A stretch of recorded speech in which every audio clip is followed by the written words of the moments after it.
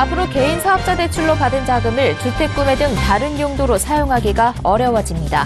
금융감독원이 개인 사업자 대출 자금 용도 외 유용 사후 점검 기준을 강화합니다.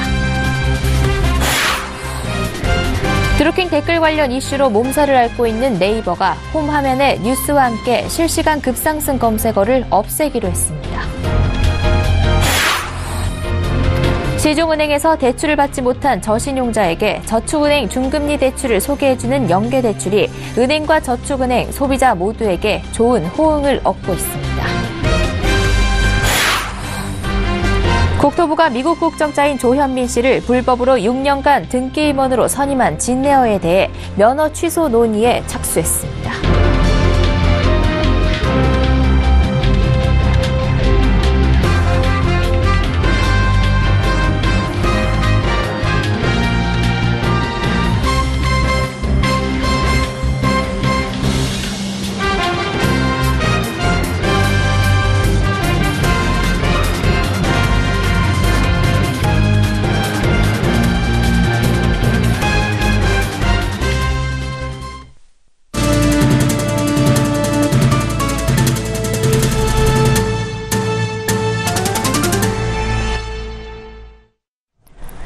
시청자 여러분 안녕하십니까? 센 경제원장 양한나입니다.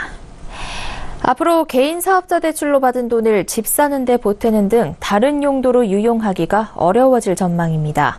금융감독원이 가계대출 규제 풍선 효과를 차단하기 위해 개인 사업자 대출을 받아 다른 용도로 쓰는지 점검하는 기준을 강화하기로 했습니다. 앵커 리포트입니다. 최근 가계대출 규제가 강화되면서 개인 사업자 대출이 가계자금으로 이용될 우려가 높아지고 있습니다. 이에 금융감독원과 은행연합회가 개인 사업자 대출을 용도 외 유용했는지 살피는 사후 점검 기준을 강화합니다. 금감원은 은행연합회, 은행권과 공동 타스크포스를 구성해 자금 용도 외 유용 사후 점검 기준 개선안을 오는 7월까지 마련해 8월부터 시행할 예정입니다. 자금 용도 외 유용 사후 점검 기준은 2005년부터 제정 시행된 것으로 은행은 이 기준에 들어가면 대출금이 대출 목적 외 용도로 유용됐는지 점검합니다. 지금까지 개인 사업자 대출이 동일인당 5억 원 이하인 경우 용도 외 유용 점검을 받을 필요가 없습니다. 이 기준에 따르면 일부 은행의 경우 개인 사업자 대출의 92.5%가 점검 대상에서 제외돼 의미가 없다는 지적이 제기됐습니다. 은행은 점검 대상으로부터 대출 취급일 기준 3개월 내 대출금 사용 내역표를 받고 6개월 내 업체를 방문해 자금 사용 내역의 적정성을 점검합니다. 만약 자금 용도 외 유용한 사실이 확인되면 해당 금액을 즉시 회수하고 1차 적발 시 1년, 2차 적발 시 5년 등으로 신규 여신 취급을 제한합니다. 또 현재 타행 대안과 본인 명의 예금 담보 대출, 한도 여신, 사업장 임차 수리자금 대출 등은 점검 기준에서 생략이 가능하다는 점도 문제로 지적됐습니다.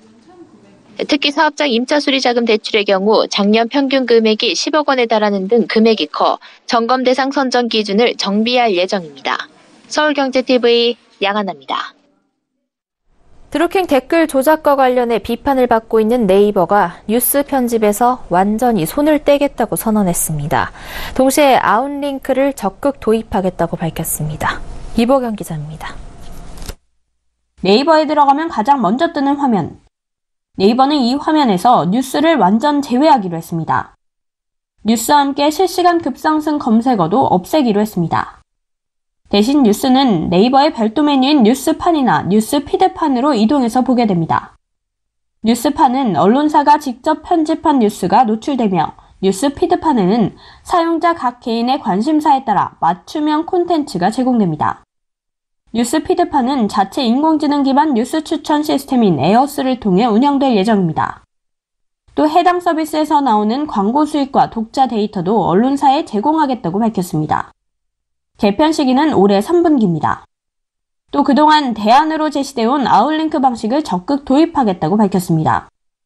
구글처럼 네이버가 아닌 언론사 홈페이지로 이동해 뉴스를 소비하도록 하겠다는 겁니다.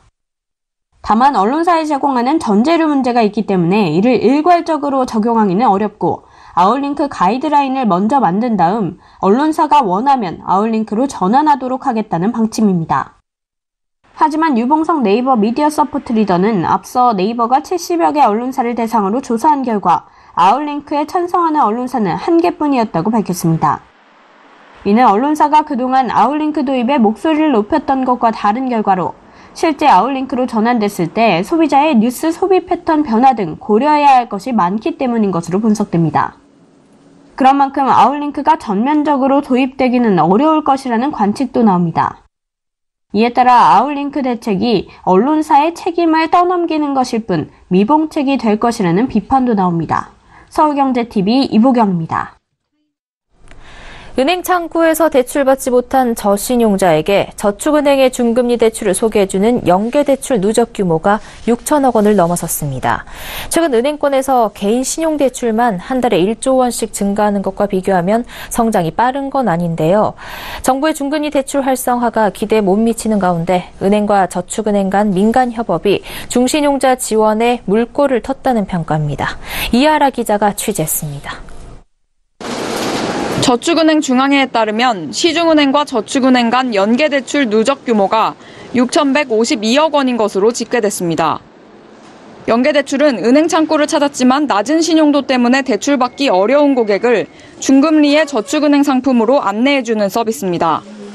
연계대출 평균금리는 연 6.8% 수준으로 기존 저축은행 신용대출 평균금리인 19.94%보다 훨씬 낮습니다.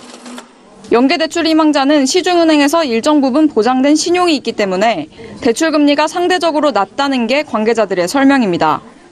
저축은행 입장에서는 대출 희망자를 소개받을 수 있는 동시에 중개수수료 지출을 줄일 수 있어서 좋습니다.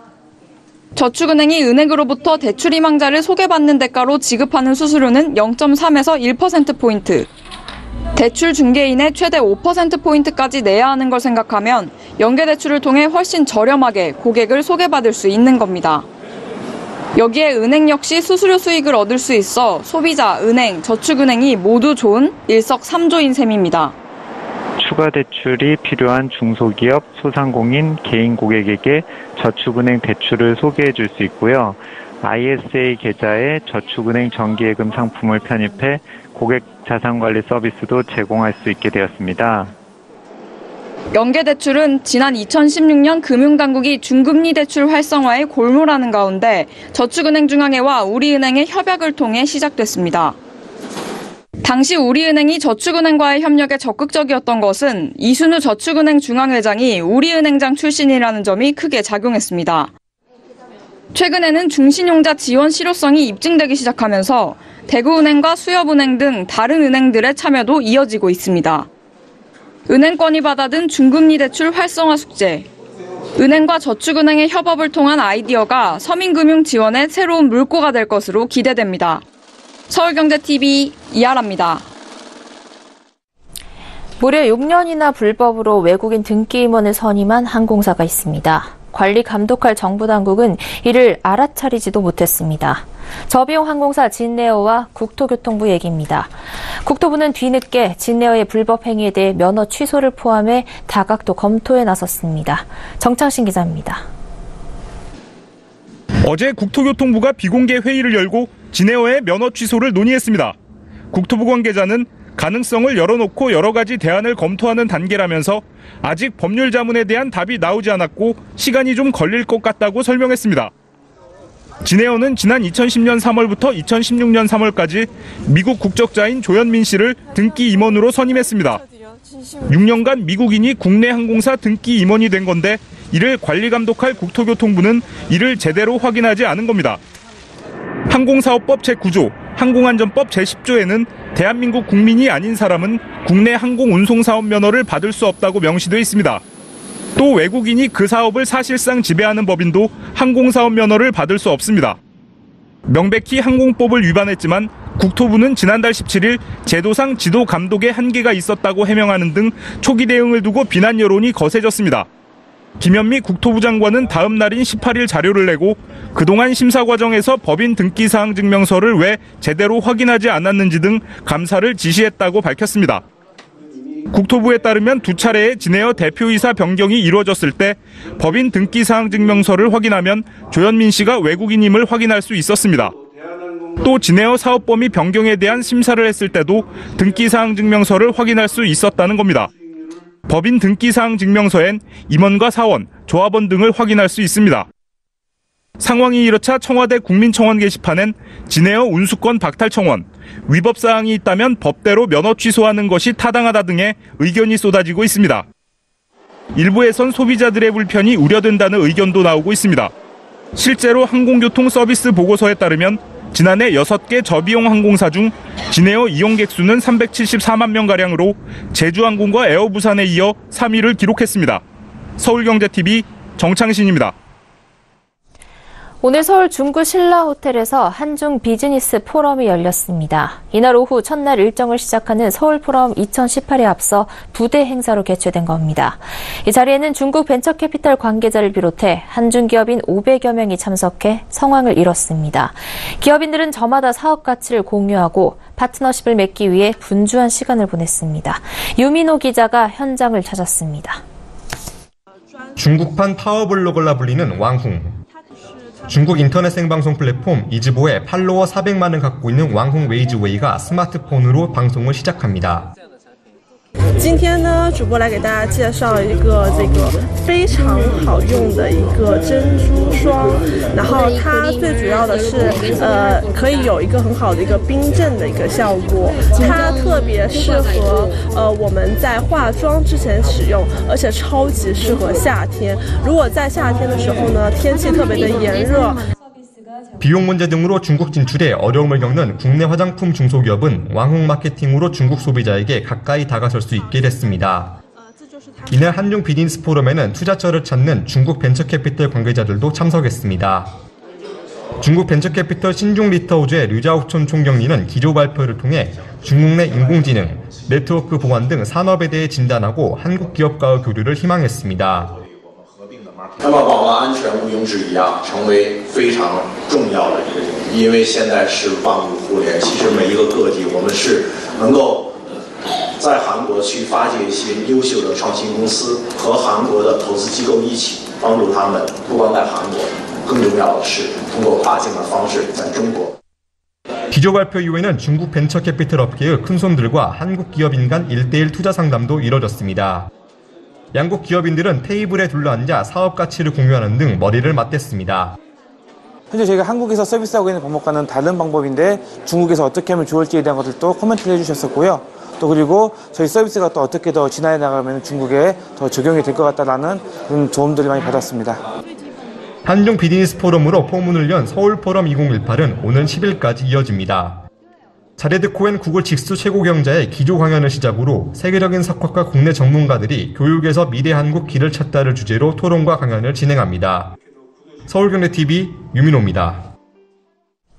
올해는 한중 FTA가 체결된 지 4년째 되는 해입니다. 한중 FTA 체결 당시 양국 정상은 한중 산업 발전을 위해 4개의 산업단지 조성을 약속했는데요. 그 사업 설명회가 오늘 처음 열렸습니다. 유동현 기자가 현장을 다녀왔습니다. 오늘 중국 광동성 상무청이 주최하는 해주시 한중 산업단지 설명회가 서울 밀레니엄 힐튼 호텔에서 개최됐습니다. 해주시 한중 산업단지는 지난 2015년 한중 FTA 체결 당시 양국 정상이 한중 산업 발전을 위해 중국에 조성하기로 합의한 3개의 산업단지 중 하나입니다. 이날 해주시가 가장 먼저 한국에서 기업 유치를 위한 사업 설명회를 실시한 겁니다. 이날 행사에는 이수성 전 국무총리, 김영삼 산업통상자원부 무역투자실장을 비롯한 한국 측 인사와 천이웨이 해주시 서기, 구진성 주한 중국대사관 공사탐사를 비롯한 중국 측 인사 등 250여 명이 참석했습니다. 해주의 이 협력 단지가 크게 발전돼서 한국 중국의 영원한 우위, 상호 번영을 위한 불꽃 같은 표상이 되기를 간절히 기원합니다. 전자, 화학, IT 산업이 발달한 해주시는 주강 삼각주 경제권에 위치한 중국 남부권 핵심 경제도시입니다. 지난해 한중 무역액이 150억 달러에 이를 정도로 한국과 밀접한 경제협력 관계를 맺고 있습니다. 이미 삼성, LG 등 국내 1,200여 개 기업이 진출해 있는 상황입니다. 때문에 이번 행사는 사실상 한국의 유망 중소벤처기업들을 위한 투자 설명회 성격이 강합니다. 4차 산업혁명 시대에는 중소벤처기업 간 협력이 더욱 중요하다고 생각합니다. 한국과 중국의 중소벤처기업 간 협력을 통해 혁신적 아이디어와 기술이 창업으로 연결되는 선순환 창업 생태계를 조성할 필요가 있습니다. 이번 행사는 통상적인 중국 지방도시의 한국 내 투자 유치 설명회와 달리 중국 국무원의 인가를 받은 후 개최된 최초의 사업 설명회로 의미가 깊습니다. 또한 사드 배치 문제로 양국 간 교류가 얼어붙은 이후 처음으로 중국 최고위급 인사가 직접 투자 유치를 설명하는 자리인 만큼 달라진 분위기를 실감케 했습니다. 把我们联系更加密切，使我们的合作更加深入，更有成效，让我们守望相助，携手并进，共同开创更加美好的未来。 이날 설명회를 계기로 한중 지방경제협력은 물론 양국 간 경제교류가 더욱 활성화될 수 있을지 주목됩니다. 서울경제TV 이동현입니다. 금융당국이 소비자 보호가 제대로 되지 않는 금융상품을 직권으로 판매 중단하기로 했습니다. 최종구 금융위원장은 오늘 열린 출입기자 간담회에서 국민이 실생활에서 체감할 수 있는 소비자 보호 정책을 적극 발굴해 중점 추진할 것이라며 이같이 밝혔습니다. 금융위는 우선 금융소비자보호 실태평가 제도를 강화하기로 했습니다. 평가 결과에 따라 소비자 보호에 미흡한 금융회사에는 각종 인가때 페널티를 주고 매우 미흡하면 일부 영업을 정지시킵니다. 현재 과로 편성된 금융의 금융소비자보호 관련 조직을 국으로 격상하는 방안도 추진 중입니다. 금융사와 시장관리 위주로 편성된 기존 조직을 소비자 보호 입장에서 총괄 조정하겠다는 취지입니다. 금융위는 특히 보험 분야를 우선관리 대상으로 정해 불안전 판매를 막고 보험금 지급 관련 분쟁을 최소화한다는 방침입니다.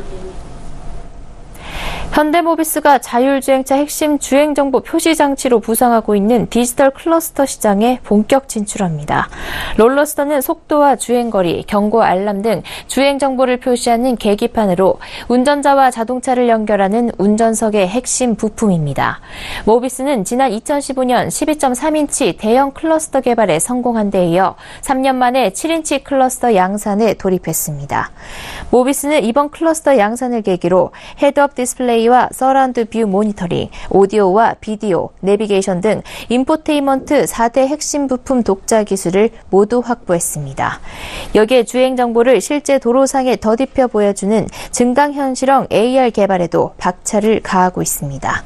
앞으로 모비스는 클러스터와 AR HUD 등 미래형 디스플레이 기술 개발에 집중해 미래차 기술을 선도하는 ICT 기업으로 도약한다는 방침입니다.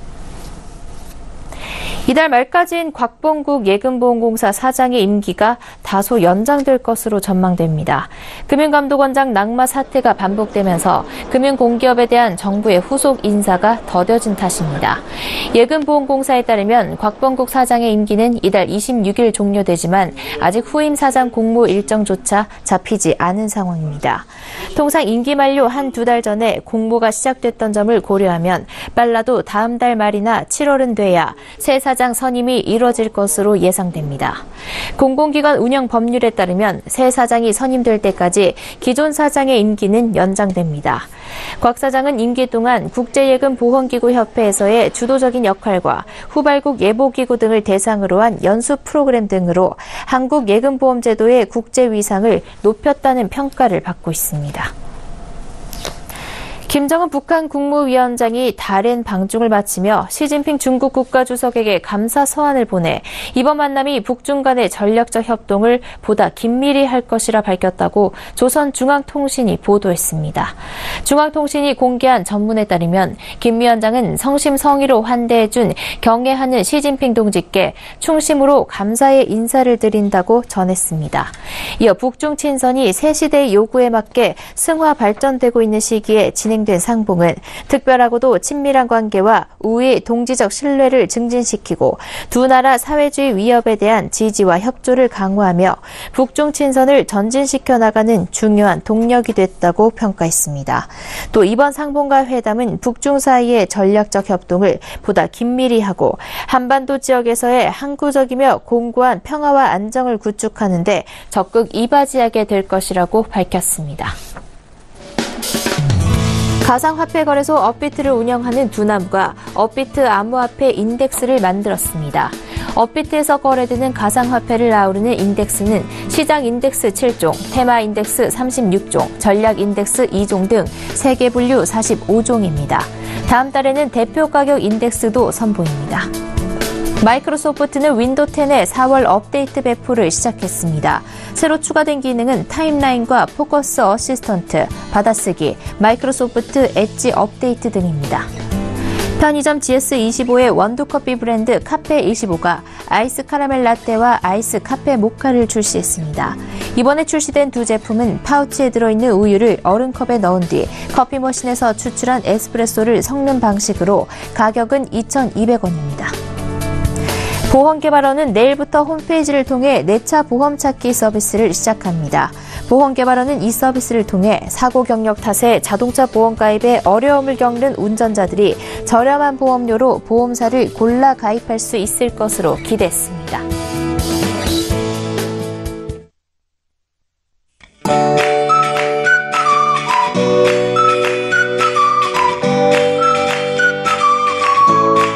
안녕하세요. K웨더 라이프스타일 예보 차씨입니다.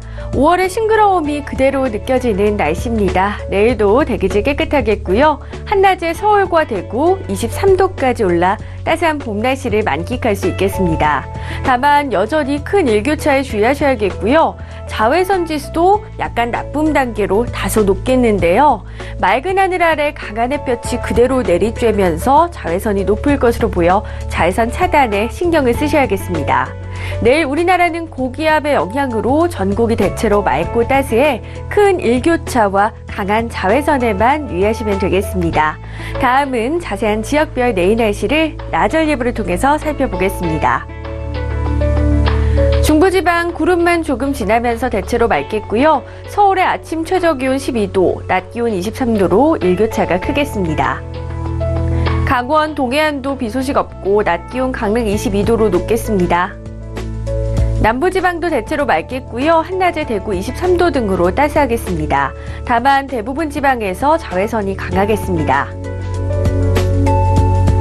물결은 남해상에서 최고 3m로 높게 일겠고요. 동해상에서도 다소 높겠습니다. 모레 금요일에도 대체로 맑겠지만 주말 동안에는 전국에 비가 내리겠습니다. 날씨였습니다. 센 경제 현장 여기까지입니다. 시청해주신 여러분 고맙습니다.